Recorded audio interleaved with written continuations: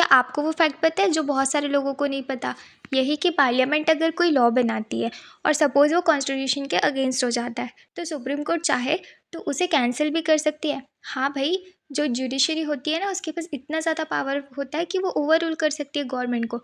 Hello everyone, welcome to my channel. In today's video let's uncover the structure of Indian courts, how they are connected and why they are the backbone of our democracy. ये तो आप बहुत अच्छे से जानते ही हैं कि अगर कोई भी प्रॉब्लम क्रिएट होता है, कोई भी इशू होती है, फिर कोई भी कॉन्फ्लिक्ट होता है, तो लोग उसे सॉल्व करने के लिए कहाँ जाते हैं? जस्टिस कहाँ मिलेगी उन्हें? कोर्ट पर ही मिलेगी, क्योंकि कोर्ट जो होते हैं बहुत सारे इश्यूज़ पर डिसीजंस लेते हैं। तो उससे क्या होता है, जैसे कि अब मान लो कि अगर कोई टीचर है, वो बहुत ज़्यादा बच्चों को मार रहा है, तो उस पे बैन करना है, तो वो क्या करेंगे? कोर्ट पर जाएंगे। अब कोई जो दो बिटवीन स्टेट्स है, उनके बीच में क्या हो रहा है कि वाटर को शेयर करने पे बहुत ज़्यादा प्रॉब्लम आ रही है। वो चाह रहे कि नहीं, हम वाटर शेयर नहीं करेंगे, या फिर कोई भी इशू क्रिएट हो रहा है, तो उसके लिए भी वो कोर्ट पर जाएंगे। अगर कोई क्राइम कर दिया तो उसे पनिश करने के लिए भी कोर्ट पर ही जाते हैं। तो क्या होता है, जो जुडिशरी का वर्क होता है ना, वो 3 स्टेज पर डिवाइड होता है। फर्स्ट जो होता है वो होता है डिस्प्यूट रेजोल्यूशन। इसमें क्या होता है, इसमें जो डिस्प्यूट्स होते हैं ना, उनको सेटल करते हैं। जैसे कि झगड़ा हो गया 2 सिटीज़न के बीच में, या फिर गवर्नमेंट और सिटीजन्स के बीच में, या फिर स्टेट गवर्नमेंट 2 स्टेट्स गवर्नमेंट के बीच में झगड़ा हो गया, या फिर सेंट्रल या फिर स्टेट गवर्नमेंट के बीच में झगड़ा हो गया, तो वो सब सॉल्व कौन करेगा? जुडिशरी, मतलब कि कोर्ट।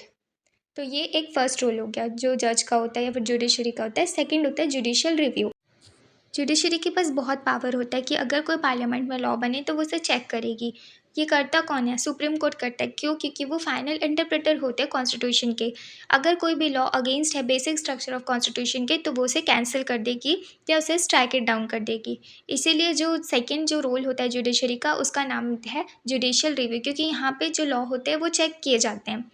थर्ड रोल जो होता है वो होता है upholding the law and the fundamental right. अगर कोई भी सिटीजन के फंडामेंटल राइट के साथ कोई भी वॉल्यूशन हो रही है, तो वो सुप्रीम कोर्ट या फिर हाई कोर्ट जा सकता है, क्योंकि सुप्रीम कोर्ट या फिर हाई कोर्ट जुडिशरी बोल सकते हैं, उनको पूरा का पूरा वो रिस्पॉन्सिबल है उनके फंडामेंटल राइट को प्रोटेक्ट करने के लिए। कोई भी सिटीजन अगर ये सब 50 सारी चीज़ें फेस कर रहे हैं तो।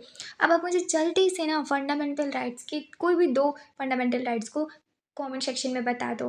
देखते हैं कि आप लोगों को कितना पता है। चलो इमेजिन कर लो कि आपके पास एक फैमिली लैंड हुआ करती थी, लेकिन एक गंदे से पॉलिटिशियन ने आपके साथ चीट कर कर आपकी फैमिली लैंड को ग्रैब कर लिया। अब आप जस्टिस के कोर्ट के पास जाएंगे, लेकिन जैसे ही आप वहाँ पे जाते हैं, आपको क्या पता चलता है कि ये तो सेम वही पॉलिटिशियन है और इसके पास तो इतना पावर है कि ये जज को भी रिमूव कर सकता है। अब आगे क्या होगा? ऑब्वियसली द जज will never dare to go against him ना।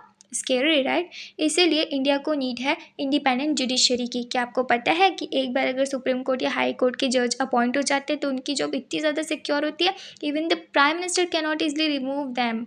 इसीलिए जो होता है, जो जस्टिस होता है ना, जो सिस्टम होती है, वो इंडिपेंडेंट होनी चाहिए। जो जुडिशरी होती है वो फ्री होती है पॉलिटिक्स और प्रेशर से, ताकि जुडिशरी जो है वर्क कर सके फ्रीली, बिना किसी पॉलिटिशियन या गवर्नमेंट के प्रेशर में आए बिना। अब जो जज होते हैं ना, वो जितने भी डिसीजंस लेते हैं वो बेस होते हैं पूरे के पूरे लॉज और कॉन्स्टिट्यूशन पे। वो किसी के इन्फ्लुएंस में आकर वो डिसीजंस नहीं लेते हैं। फॉर एग्जाम्पल, अगर कोई पॉलिटिशियन कंट्रोल कर रहा है जज को, तो क्या होगा? डिसीजन जो होंगे वो पॉलिटिशियन के फेवर में होंगे, चाहे वो जो पॉलिटिशियन है कितना भी बेकार क्यों ना हो। लेकिन अगर जब जज को इतना डर रहेगा कि वो उसे रिमूव कर सकता है या फिर उसे वो नुकसान पहुंचा सकता है, तो वो क्या करेगा? पॉलिटिशियन के ही फेवर में वो पूरे फैसले लेगा, जो कि अनफेयर जस्टिस होगा। इसीलिए जो इंडिपेंडेंस जो जुडिशरी होती है ना, वो इंश्योर करती है फेयरनेस और इक्वलिटी बिफोर लॉ। कॉन्स्टिट्यूशन को प्रोटेक्ट करते हैं जो जुडिशरी होती है। सेपरेशन ऑफ पावर, जैसे कि लेजिस्लेचर और एग्जीक्यूटिव, इसमें कोई भी इंटरफेरेंस नहीं होता है। जुडिशरी के वर्क में ये इंटरफेयर नहीं कर सकते हैं। और जो अपॉइंटमेंट होता है ना जज का, उसमें बहुत ही कम गवर्नमेंट का इंटरफेरेंस होता है, इसलिए कि जुडिशरी फ्रीली वर्क कर पाए। और तो और, एक बार अगर जज कोई अपॉइंट हो गए तो उन्हें ईजिली रिमूव करना is next to impossible. Importance of independent judiciary, अगर इंडिपेंडेंट जुडिशरी होगी तो उसमें मिसयूज़ नहीं होगा पावर का, क्योंकि लेजिस्लेचर और एग्जीक्यूटिव जो होते हैं वो इसमें इंटरफेयर नहीं कर सकते, तो वो मिसयूज़ भी नहीं करेंगे। और तो जो जुडिशरी होती है वो फंडामेंटल राइट जो होती है सिटीजन्स की, उसको भी प्रोटेक्ट करती है। और कोई भी कोर्ट अगर कोई भी प्रॉब्लम उनके साथ आती है, या फिर उनके राइट को वॉल्यूशंस होते हैं, वॉलेट होती है उनकी राइट्स, तो वो जा सकते हैं कोर्ट के पास।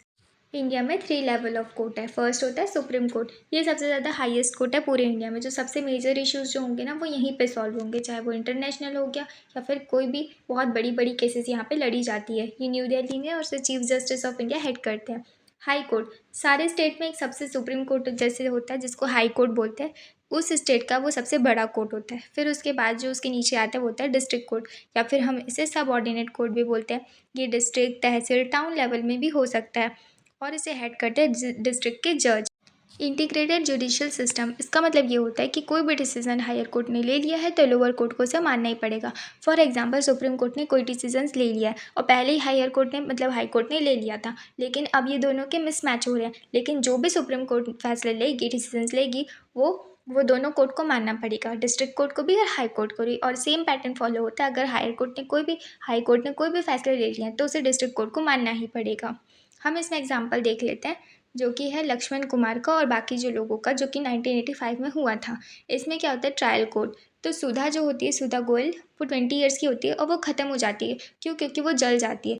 ये केस कोर्ट इसलिए आता है क्योंकि जो सुधा के बहुत सारे फैमिली मेम्बर्स और जो नेबर होते हैं वो टेस्टिफाइड करते हैं कि सुधा को ना डाउरी के लिए बहुत ज़्यादा टॉर्चर किया जा रहा था, इसलिए शायद ऐसा हुआ होगा, शायद उसका मर्डर हुआ है।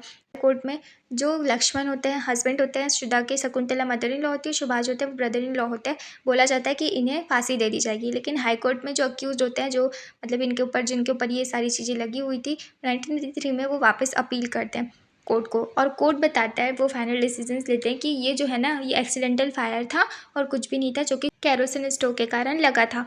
फिर उसके बाद सारे के सारे जो अक्यूज्ड होते हैं, जैसे कि सुधा का जो पति होता है, उसे पूरे की पूरी तरीके से फ्री कर दिया जाता है। लेकिन फिर से जो वुमेंस ग्रुप होती है ना, वो फाइल करती है फिर से अपील, जो कि सुप्रीम कोर्ट में 1985 में उनका ये मानना होता है कि नहीं, सुधा का मर्डर ही हुआ था। तो सुप्रीम कोर्ट में बहुत सारे बहुत सारे डिसीजन सुने जाते हैं, बहुत सारी चीज़ें प्रूफ दिखाए जाते हैं। उसके बाद जो हाई कोर्ट होती है वो ये डिसीजन लेती है कि शकुंतला और उसका जो बेटा होता है लक्ष्मण, उसे ज़िंदगी भर के लिए जेल में डाल दिया जाएगा, और जो सुभाष होता है वो उतना वो उसे फ्री कर दिया जाता है, क्योंकि उसके खिलाफ उतने एविडेंस नहीं मिल पाते हैं। तो इससे क्या पता चलता है, कोर्ट जो होती है ना इंडिया में, वो लिंक होती है एक हायरार्की से। फर्स्ट डिस्ट्रिक्ट कोर्ट के पास जाते हैं, अगर कोई भी प्रॉब्लम होती है, वहाँ पे भी सॉल्व नहीं होता, यहाँ पे भी सेटिस्फेक्शन नहीं मिलता, तो हाई कोर्ट के पास जाते हैं, और वहाँ पे भी ये सब सारी चीज़ें नहीं होती, तो फिर जाते, लास्ट नंबर आता है सुप्रीम कोर्ट का, और यहाँ तो मिल ही जाता है। तो जो हायर कोर्ट होती है ना, वो जो लोअर कोर्ट्स के डिसीजन को चेंज भी कर सकती है या फिर रोक भी सकती है। जैसे कि सुधा गोयल के केस में हम देख सकते हैं, जितने भी डिसीजंस थे ना, वो हर एक लेवल पर चेंज होते गए हैं, और जो फाइनली जो अक्यूज्ड थे उनको सज़ा भी मिल जाती है। इंडिया में 2 टाइप्स के ब्रांचेस है लीगल सिस्टम की। फर्स्ट होता है क्रिमिनल लॉ। इसमें क्या होता है, क्राइम अगेंस्ट सोसाइटी, मतलब जितने भी क्राइम हो रहे हैं, जैसे कि मर्डर, डावरी डेथ या फिर चोरी हो रही है, ये सारी जो सोसाइटी को नेगेटिव इम्पैक्ट कर रही है ना, तो इसीलिए ये सारी क्राइम को रखा जाएगा क्रिमिनल लॉ पे। इस पर क्या होगा, जो केस फाइल की जाएगी वो होगी स्टेट करेगी, जैसे कि गवर्नमेंट करेगी अगेंस्ट द एक्यूज। इसका मतलब ये होता है कि कोई भी क्राइम या फिर क्रिमिनल केस आ रहा है, तो वो कोई भी इंडिविजुअल को लेकर ही सिर्फ फाइल नहीं की जाएगी, बल्कि गवर्नमेंट करेगी on the behalf of society. मतलब कोई भी इंडिविजुअल, जैसे कि अगर किसी की डेथ हो जा रही, मतलब किसी ने किसी का मर्डर कर दिया, तो कोई अकेला इंसान आकर उसको आरोप लगा रहा है उसके ऊपर कि नहीं, इसी ने किया है, तो ऐसा नहीं होगा, बल्कि गवर्नमेंट भी साथ देगी, क्योंकि वो एक सोसाइटी को नेगेटिव इम्पैक्ट दे रहा है। और अगर वो अक्यूज गिल्टी पा गया तो उसे पनिशमेंट होती है जेल की, फाइन की, और कोई कोई केसेस में उसे फांसी भी दे दी जाती है। सेकंड होता है सिविल लॉ। इसमें क्या होता है, कोई भी डिस्प्यूट्स जैसे कि ऑर्गेनाइजेशन या पीपल के बिटवीन में होता है, जैसे कि प्रॉपर्टी का हो गया, डिवोर्स का हो गया, या फिर डोमेस्टिक वायलेंस का हो गया, तो इसमें कोई इंडिविजुअल फाइल करेगा, उसमें स्टेट मतलब कि गवर्नमेंट का कोई भी रोल नहीं रहेगा, वो कोई ग्रुप या इंडिविजुअल फाइल करेगी केस को अक्यूज्ड के लिए। इसमें क्या होता है, अगर वो जो इंसान अक्यूज्ड है वो गिल्टी पा गया, तो उसे कंपनसेशन मतलब कि नुकसान की भरपाई करनी पड़ेगी। ऑर्डर्स को, जितने भी ऑर्डर्स है उसको प्रोटेक्ट करना पड़ेगा, जो भी ऑर्डर दिए गए हैं उसे फॉलो करना पड़ेगा, और कोई कोई केस में फ़ाइन लेकर भी उसे रिलीव कर दिया जाता है, जेल नहीं होती है। तो क्रिमिनल लॉ क्या होता है, जो क्राइम होती है, क्राइम के साथ साथ जो पनिशमेंट दी जाती है। और सिविल लॉ क्या होता है, कोई भी प्रॉब्लम होती है उसमें रिलीफ मिल जाती है, फिर कंपनसेशन भरना पड़ता है। क्या इंडिया में सबके पास एक्सेस है कोर्ट जाने के लिए? जैसे प्रिंसिपल के हिसाब से देखा जाए तो सिटीजन्स के पास में पूरा का पूरा राइट है कि वो अपनी जस्टिस पाने के लिए कोर्ट के पास जा सकते हैं, क्योंकि कोर्ट प्रोटेक्ट करते हैं उनके फंडामेंटल राइट्स को। लेकिन रियलिटी से बहुत ज़्यादा डिफरेंस है, क्योंकि पुअर पीपल तो इससे बहुत ज़्यादा सफ़र करते हैं, वो तो कोर्ट के पास जा ही नहीं सकते। फर्स्ट रीज़न ये है कि बहुत ज़्यादा एक्सपेंसिव होते हैं legal procedure. Second, complicated work होता है। और थर्ड जो होता है, बहुत ज़्यादा समय लग जाता है जस्टिस मिलने के लिए। जैसे आपने एक कोट भी सुना होगा, justice delayed is justice denied.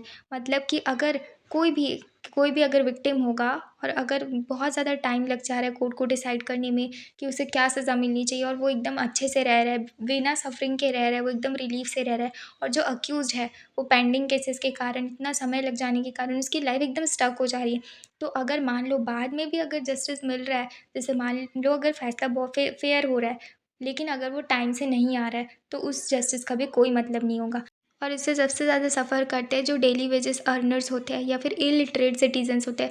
अब वो तो इतने कॉम्प्लिकेटेड पेपर वर्क को नहीं समझ पाएंगे ना, और जो डेली वेजेस के अर्नर है वो तो बार बार इतने एक्सपेंसिव प्रोसीजर्स को नहीं कर पाएंगे। तो वो क्या करते हैं, वो कोर्ट जाना अवॉइड कर देते हैं। यही सारे प्रॉब्लम को ओवरकम करने के लिए PIL को 1980s में सुप्रीम कोर्ट के थ्रू इंट्रोड्यूस करवाया गया था, जो कि क्या होता है, जो जस्टिस को और ज़्यादा ईजी बना पाए। PIL का फुल फॉर्म होता है पब्लिक इंटरेस्ट लिटिगेशन। इसमें क्या होता है कि कोई भी इंडिविजुअल या फिर ऑर्गेनाइजेशन कोई भी दूसरे के लिए, जैसे कि अगर आप देख रहे हैं कि कोई भी जो एक औरत को कोई बहुत ज़्यादा मार है, तो आप जाकर उसके बिहाफ में वहाँ पे सुप्रीम कोर्ट या फिर हाई कोर्ट में जाके वहाँ पे PIL को रजिस्टर करवा सकते हैं, फाइल कर सकते हैं PIL। ओके, मतलब आप किसी के बिहाफ में करा रहे हो, वो खुद जो जो अक्यूज जो है वो जाकर नहीं करवा रहा है, जैसे कि जो लेडीज़ मार खा रही वो नहीं करवा रही, आप उनके बिहाफ में देख कर करवा रहे। मतलब सिर्फ आपने एक लेटर या फिर टेलीग्राम भी दे दिया ना, तो वो भी ट्रीट किया जाएगा PIL के जैसे। तो ये किस लिए यूज़ होता है, ताकि वो रेस्क्यू कर पाएंगे जो बॉन्डेड लेबर्स है या फिर कोई प्रिजनर है वो बहुत साल से जेल में, आप उसे रिलीज़ करवाने के लिए भी PIL का यूज़ कर सकते हैं। या फिर सिक्योर करना है आपको मिड डे मील स्कीम को, जो कि राइट टू फूड है अंडर आर्टिकल 21, उसे भी आप सिक्योर कर सकते हैं। अब ये जो PIL है ना, उसके मिक्स्ड आउटकम है, पॉजिटिव भी है और नेगेटिव भी है।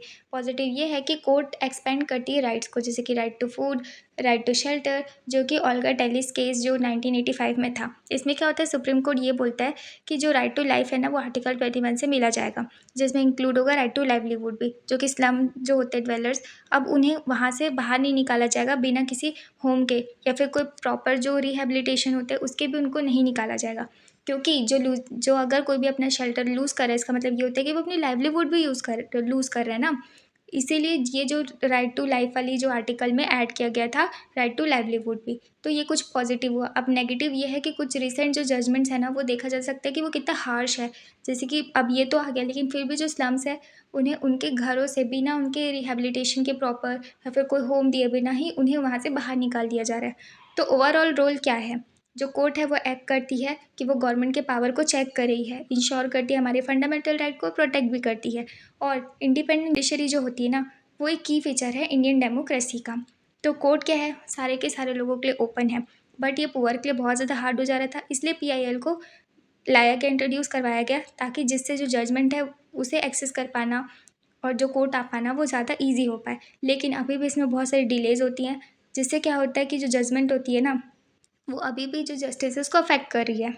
जो जुडिशरी होती है वो ना कि सिर्फ कोर्ट, जज या फिर बिग बिल्डिंग्स तक की लिमिट है, बल्कि ये गार्डियन है हमारे कॉन्स्टिट्यूशन का, हमारा प्रोटेक्टर है फंडामेंटल राइट्स का, और हमारे लास्ट होप है जस्टिस के लिए। हाँ, माना कि इसमें बहुत सारी चैलेंजेस हैं, जैसे कि इसमें बहुत ज़्यादा केसेस हैं, इसमें बहुत टाइम लग जाता है, पुअर पीपल इसमें स्ट्रगल करते हैं, और कभी कभी जस्टिस जो है बहुत ज़्यादा टाइम ले लेती है। लेकिन फिर भी जो जुडिशरी होती है ना, जुडिशरी के बिना डेमोक्रेसी सर्वाइव नहीं कर सकती।